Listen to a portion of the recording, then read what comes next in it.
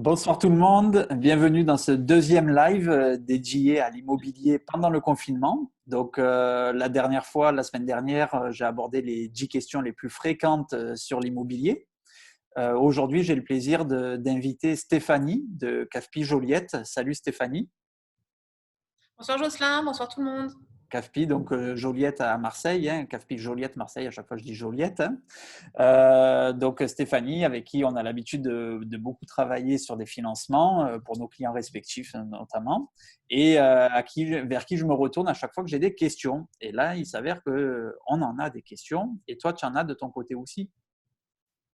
Exactement. On a des périodes, voilà, on a recensé une dizaine de questions qui nous sont posées sur le crédit immobilier pendant cette période de confinement. Comment ça se passe avec nos partenaires bancaires? Où vont les taux? Que faire?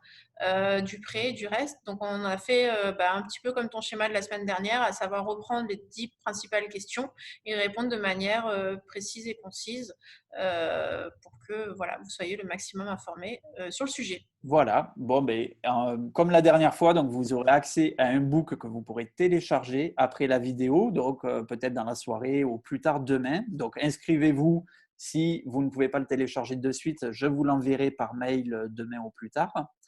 Et il y aura les coordonnées de Stéphanie si vous avez d'autres questions et qu'on n'aurait pas abordé là-dessus. Pour les prochains lives, donc tous les jeudis 18h, je vous encourage à m'envoyer un message privé ou un mail ou un téléphone, comme vous voulez, pour adapter mes prochains lives aux questions que vous vous posez. Alors, je te propose, Stéphanie, qu'on rentre dans le vif du sujet et qu'on aborde la première question, à savoir comment évoluent les taux de crédit immobilier.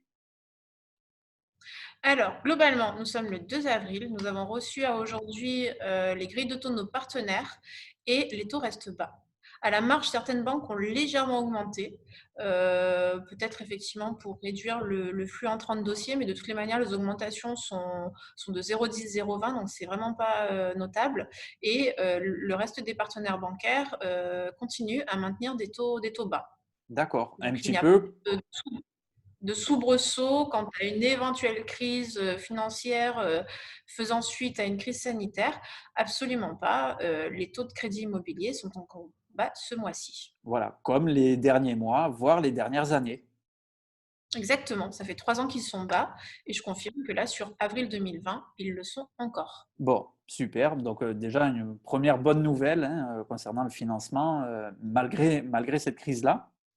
Deuxième question, mes revenus risquent de baisser, hein, donc ça, c'est un petit peu une inquiétude générale que l'on ressent. Est-ce que je peux suspendre le remboursement de mon prêt?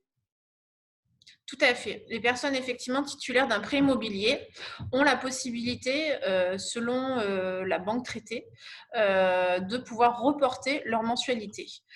Cela est défini dans ce qu'on appelle les conditions générales de l'offre de prêt. Donc, j'invite les personnes qui en ont besoin à reprendre ce document initial signé avec la banque lors de leur achat, qui stipulera dans quelle manière il est possible de le faire et sur quelle période. Quoi qu'il en soit, pendant qu'on reporte ses mensualités, on continue de payer son assurance de prêt liée et toutes ces informations sont reprises dans les conditions générales de prêt, en général écrit en tout petit avec des petites astérix. Ouais, tous les trucs qu'on ne Donc comprend pas trop en général.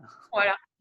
Donc, consultez votre banquier ou même transmettez votre offre de prêt à un courtier afin qu'il décrypte en langage parlé ce qu'il est possible de faire sur le report de mensualité. D'accord, donc même si on a fait un crédit par l'intermédiaire d'un banquier, enfin pas, sans forcément passer par toi, on peut quand même t'envoyer les offres pour avoir ton retour. Bon, ben ok. Avec grand plaisir de pouvoir enseigner et pouvoir débloquer des situations qui sont peut-être engorgées aujourd'hui. Bon, ben, c'est super. Alors n'hésitez pas hein, si vous voulez savoir si cela est possible. Donc envoyez à Stéphanie votre offre, elle vous le dira rapidement. Toujours dans cet esprit pour rester par rapport au pouvoir d'achat, pour traverser cette crise-là, donc on peut suspendre, reporter les mensualités, mais est-ce qu'on peut diminuer le montant de la mensualité si on n'a pas envie de les Exactement. reporter? Ça, c'est une autre option qui est possible d'avoir dans son offre de prêt en fonction de son crédit et du partenaire bancaire, c'est-à-dire de moduler son échéance. À savoir, vous payez X euros par mois et vous souhaitez la diminuer de 100 ou 200 euros pendant 3, 6, 9 mois. Cela est effectivement possible. Tout dépend de la banque et une fois de plus de ses conditions générales qui indiqueront dans quelle mesure il est possible de le faire et pour combien de temps. Donc, replongez-vous dans toujours ces petites lignes des conditions générales ou les faites savoir à votre banquier ou à un courtier pour qu'on puisse les régler au mieux pour faire face à cette crise et en tout cas à la baisse de revenus qui peut être préjudiciable en ce moment. D'accord. Donc, on a plusieurs solutions hein, pour traverser cette crise-là, pour améliorer notre pouvoir d'achat. Donc, on peut reporter les mensualités, on peut Tout à fait. diminuer les échéances. Tu Ouais. nous as dit que les taux étaient bas. On a une question qui revient aussi souvent. Est-ce qu'on peut renégocier les prêts, surtout dans cette période Plus où que on jamais. a du temps? Exactement. Donc vraiment, il est toujours possible de renégocier son prêt immobilier dès lors, enfin de jouer entre guillemets sur ce qu'on appelle l'écart de taux, à savoir à quel taux vous avez emprunté et est-ce que ça vaut le coup par rapport aux taux actuels qui sont encore bas. Donc je réponds par la positive, oui, il y a encore des rachats et oui, ça permet de pouvoir baisser ses mensualités. Et en plus, on a un autre levier maintenant qui est possible par rapport au prêt antérieur, c'est-à-dire d'encore jouer sur les coûts d'assurance. On vous couvrira avec des meilleures garanties et qui plus est pour un coût d'assurance plus adapté. Donc, il y a effectivement encore de quoi pouvoir réduire son coût de crédit ou ses mensualités de prêt. D'accord. Donc, ça serait peut-être même l'occasion de s'y pencher, puisque là, on a du temps, on peut sortir les papiers, les banques fonctionnent. Donc, du Les coup, on banques peut fonctionnent. t'envoyer tout ça. Exactement. La cinquième question qui venait par la suite, c'était de dire est-ce qu'aujourd'hui les banques traitent encore des dossiers alors d'acquisition, des renégociations? Plus que Oui, jamais. Alors je réponds pour Marseille et sa région, parce qu'effectivement, c'est peut-être pas le cas dans toutes les régions de France, mais quoi qu'il en soit, sur Marseille, il y a aujourd'hui, et je salue mes partenaires bancaires en ce sens, parce que de véritables plans de continuité d'activité ont été mis en place qui permettent de traiter des nouveaux dossiers éditer des demandes de prêt à distance, pouvoir faire des ouvertures de compte par visio, éditer des offres de manière dématérialisée. Donc, tout est effectivement maintenu avec des délais alors légèrement rallongés parce qu'effectivement, elles font face aussi à une baisse des effectifs. Mais véritablement, les demandes entrantes sont traitées. d'accord. OK. Donc, alors les demandes en cours comme les nouvelles demandes, du coup. Tout à fait. Les demandes en cours sont menées, en tout cas les dossiers, effectivement, nous continuons à mener à bien d'ailleurs les dossiers en cours pour les finaliser et que les clients aient leurs offres de prêt pour pouvoir signer avec les notaires. Je tiens simplement à dire que vis-à-vis des dossiers en cours, veillez à ce que les éventuelles conditions suspensives d'obtention de prêt qui étaient notées dans les compromis ou les dates de promesses de vente si tout ça effectivement était dans une période de confinement, en tout cas expiré dans une période de confinement, faites en sorte de bien pouvoir faire des avenants ou des attestations notariales pour que à l'issue de cette période, les ventes ne soient pas mises en péril, quoi. Voilà, et je te confirme que c'est un peu la tendance que je vois avec les notaires, hein, les échanges qu'on a depuis ces 15 derniers jours. Donc, c'est ce qu'ils sont en train Ouais. de préparer pour justement qu'il n'y ait pas de soucis au moment de la sortie et pour anticiper tous ces retards qu'il peut y avoir effectivement pour les signatures finales. Bon, ben écoute, donc du coup, ça confirme ce qu'on disait au dernier live. Donc, on peut toujours continuer à faire ces projets maintenant. Oui. Concernant aussi les assurances, tu parlais des assurances de prêt. Est-ce que les personnes atteintes malheureusement du coronavirus, est-ce que ça fait partie d'une exclusion sur leur contrat en cours? Non, le coronavirus et même plus globalement les risques liés à la pandémie, donc d'incapacité de travail ou d'invalidité, voilà, tout ce que l'assurance emprunteur couvre, si effectivement c'est associé à un risque enfin, si c'est lié tout simplement au Covid, sachez qu'il n'y a pas d'exclusion, vous êtes bien couvert. D'accord, ok. Donc ça, bon, en espérant ne pas s'en servir, mais au moins, c'est pas comme on entend de temps en temps, ça fait partie des exclusions. Là, non, pour le Non, coup, vos prêts immobiliers sont bien assurés pour ce risque-là. le risque de pandémie, tout à fait. Ok. Par rapport à ce qu'on disait aussi, on a une question qui revient régulièrement. Pour les personnes qui ont un projet d'achat immobilier, donc le financement n'est pas encore lancé, elles n'ont pas forcément trouvé le bien, mais est-ce qu'il vaut mieux abandonner les recherches? Est-ce qu'elles continuent? Qu'est-ce que tu conseillerais, toi? Alors non, maintenez vos projets immobiliers. D'ailleurs, les conseils que tu avais prodigués, toi, dans ton live de la semaine dernière, restent toujours d'actualité. Il y aura peut-être des cartes qui sont rebattues sur l'offre et la demande du marché immobilier à l'issue de ça, mais pour autant, maintenez vraiment votre projet à l'heure actuelle. Les agents immobiliers restent mobilisés sur le sujet et véritablement, les visites de biens se font de manière virtuelle et ça devient, enfin, ça donne presque l'impression de le visiter soi-même, quoi.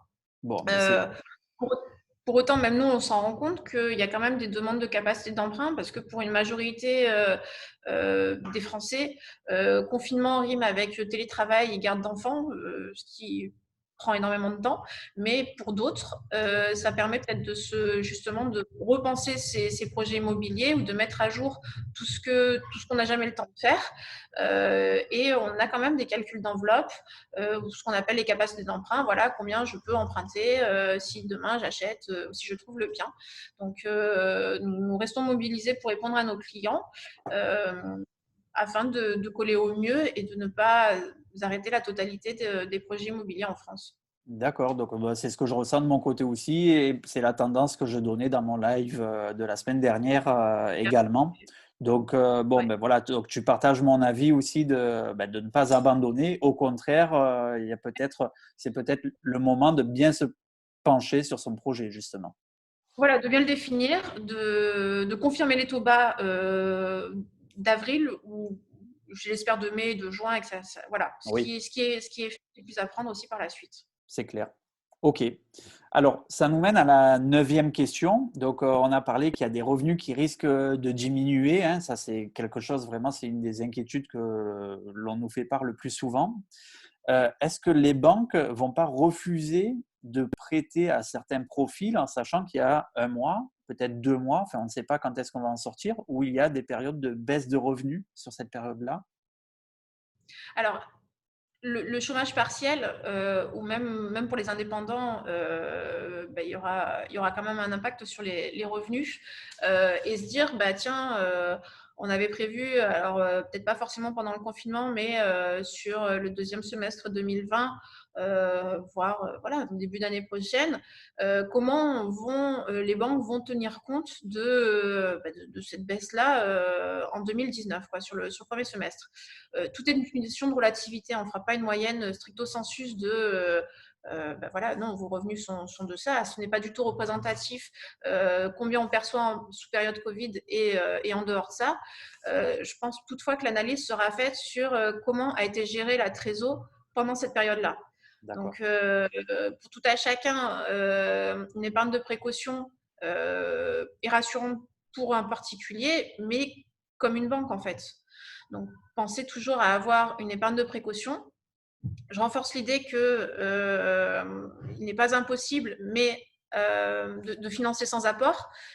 Peut-être qu'effectivement, à l'issue de ça, les banques seront un peu plus regardantes pour financer au maximum le prix du bien et être arrêter un petit peu les surfinancements. De toutes les manières, ça faisait partie des recommandations du début de l'année. Et voilà, continuer à avoir dans une moindre mesure une capacité d'épargne. Oui. Donc, en fait, si je comprends bien, elles vont quand même tenir compte de la baisse du revenu dans leur calcul pour pas De la pénaliser. gestion de la baisse de revenus. Pas Voilà. forcément de dire je tiendrai compte de ce montant-là, mais comment a été géré. Voilà. Et elles vont être encore plus regardantes, ben, comme on le sentait depuis le début d'année, sur le fonctionnement du compte, sur l'épargne de la Exactement. personne, etc. D'accord. Donc, en Peut-être de fait, peut-être avoir ouais, d'avoir recours justement à ces systèmes de modulation de prêt ou de report, si déjà il y a un prêt à l'heure oui. actuelle, de pouvoir anticiper, voilà, de maintenir une trésor, de ne pas être sur des impayés de prélèvements ou les choses comme ça, qui là sont du coup un petit peu plus délicates à défendre par la suite, d'anticiper pour voilà, passer et faire le dos rond pendant cette période qui est effectivement compliquée, aussi compliquée qu'exceptionnelle d'ailleurs. Donc, plus que jamais, c'est important quand même d'anticiper les prochains mois, notamment par rapport aux premières questions qu'on avait de modulation, de Ouais, renégociation, etc. exactement. Et du coup, la dernière question, ben, ça rejoint un petit peu, c'est la suite logique. Comment faire pour bien défendre mon dossier en banque, du coup, aujourd'hui?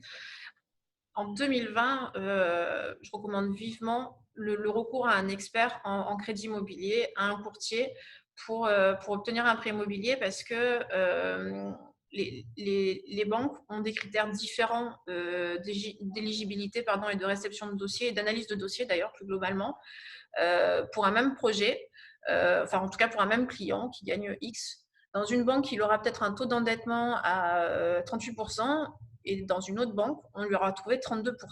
Vraiment, chacune a sa méthode de calcul et depuis le début de l'année, on met en avant le fait de ne plus dépasser du 33% d'endettement ou d'éviter le financement ce qu'on appelle le surfinancement et les durées longues de plus de 25 ans. Et même pour coller encore plus à l'actualité, depuis hier, le taux d'usure a baissé. Pour faire simple, quand on a une offre de prêt, il y a ce qu'on appelle un TAEG. Si celui-ci dépasse le taux d'usure, on ne pourra pas emprunter. Donc, il y a des banques, une fois de plus, qui n'auront pas les mêmes coûts d'assurance, donc pas le même TAEG, donc pas forcément au-dessus ou en dessous du fameux taux d'usure. Un courtier, ça sait exactement dans quelle banque aller pour obtenir le prêt et négocier les meilleures conditions pour ses clients. Plutôt qu'effectivement, le commun des mortels n'a pas forcément cette expertise-là. Donc, il est vraiment nécessaire d'avoir recours à un professionnel pour s'aider dans ces démarches d'obtention de prêt. D'accord. Donc là, je partage ton avis depuis assez longtemps et c'est vrai que là, de plus en plus, on est confronté à des refus bancaires et présenté différemment, ben, le dossier passe et est C'est accepté sûr, par d'autres banques. Donc, exactement. effectivement, donc bien préparer le dossier, être bien accompagné, bien le défendre auprès du banquier et Avoir un dossier complet, avoir ouais, des dossier éléments complet. conformes. Voilà, on défend un dossier pour qu'effectivement on obtienne un prêt. Voilà, c'est pas que de faire une négociation d'un taux. C'est aujourd'hui, on est plus dans l'acceptation et l'accompagnement en plus L'accompagnement, de tout à cette fait. mission de négociation que vous avez.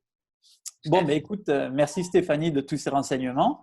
J'espère qu'on pourra faire une prochaine vidéo, mais pas en live, mais vraiment ensemble et où peut-être que le son sera meilleur qu'à distance.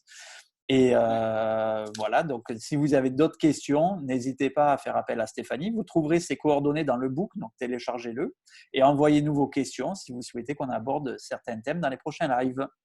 Voilà, merci Stéphanie. Une bonne Merci. soirée à tous, une excellente continuation et restez loin du virus. À Oui, bientôt. merci. Prenez soin de vous. À bientôt.